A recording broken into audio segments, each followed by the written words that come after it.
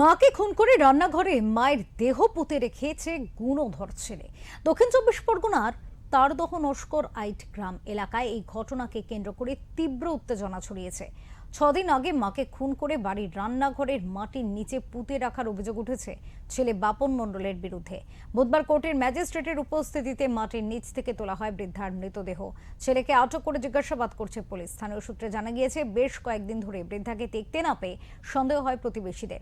বাপন মণ্ডলকে জিজ্ঞাসা করা হলে প্রথমে সে জানায় তার মা অসুস্থ, পরে জানায় হাসপাতালে মা মারা গিয়েছেন। সন্দেহজনক মনে হওয়ায় গ্রামবাসীরা তাকে চেপে ধরতেই সে স্বীকার করে মায়ের মৃতদেহ রান্নাঘরে পুঁতে রেখেছে সে।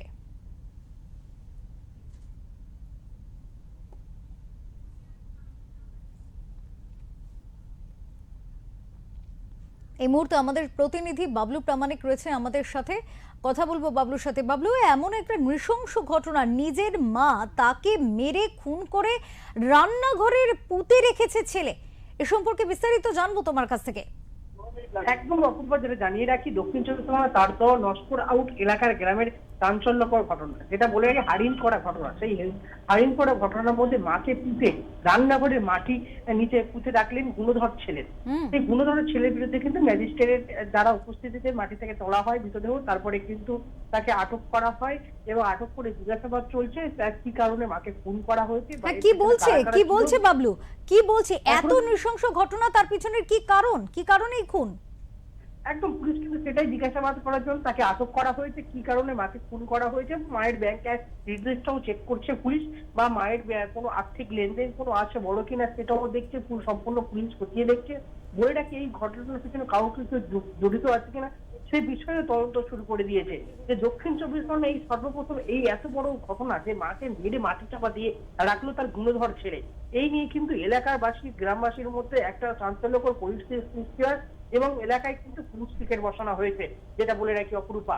একদম বাবলু, এক্ষেত্রে এই যে গুণধর ছেলে, তার সম্পর্কে প্রতিবেশীদের কি বক্তব্য, কেমন ছিল তাদের জীবনযাত্রা? একদম বলে রাখি, কিন্তু তাদের মা ছেলের যে মধুর সম্পর্ক, সেই মধুর সম্পর্ক ছিল। ছেলে প্রতিনিয়ত মায়ের জন্য বাজার করে আনতো, মায়ের রান্না করতো, তাদের প্রতিনিয়ত সংসার চলতো। কিছুদিন আগে কিন্তু হঠাৎ সেটা ভিন্ন রূপ দেখা যায়। ছেলে নেশাগ্রস্ত অবস্থা হয়ে পড়ে এবং মায়ের উপর অত্যাচার শুরু করে। কখনো রান্না বান্না হয় না, অগ্নিশম মাকে না করে থাকতে হয়। তারপরে কিন্তু একের পর এক পরিস্থিতি বদলাতে থাকে। সেই ঘটনাতে কি এই ঘটনা ঘটতে থাকলো না অন্য কিছু কারণ আছে, সমস্ত কিছু তদন্ত শুরু করে দিয়েছে প্রশাসনের আধিকারিকরা। এর এই যে অভিযুক্তর বয়স আন্দাজ কিরকম জানা যাচ্ছে বাবলু? একদম অভিযুক্ত বয়স কিন্তু 45 থেকে 40-এর মধ্যে। সেই বয়সের মধ্যে কিন্তু এই ঘটনার মানসিকতাও তার দেখা হচ্ছে, প্রাথমিক ট্রিটমেন্টও করা হচ্ছে যে তার মানসিকতা ভারসাম্য হারিয়েছে কিনা, সমস্ত বিষয় কিন্তু তদন্ত করছে পুঙ্খানুপুঙ্খানুপুঙ্খ। অনেক ধন্যবাদ বাবলু, অনেক ধন্যবাদ তোমাকে।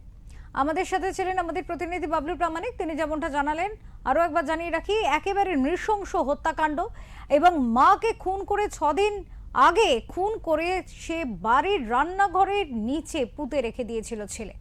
স্বাভাবিকভাবেই প্রতিবেশীদের সন্দেহ হওয়াতে কিন্তু এই সত্য উদ্ঘাটন হয়, সামনে আসে। ম্যাজিস্ট্রেটের উপস্থিতিতে দেহ তোলা হয় ময়নাতদন্তের জন্য, সেই দেহ পাঠানো হচ্ছে। পরবর্তীতে পুলিশি হেফাজতে নিয়ে অভিযুক্ত ছেলের বিষয়ে কিন্তু জানার চেষ্টা হচ্ছে, কেন কি কারণে সেই খুন, এই হত্যা করেছে।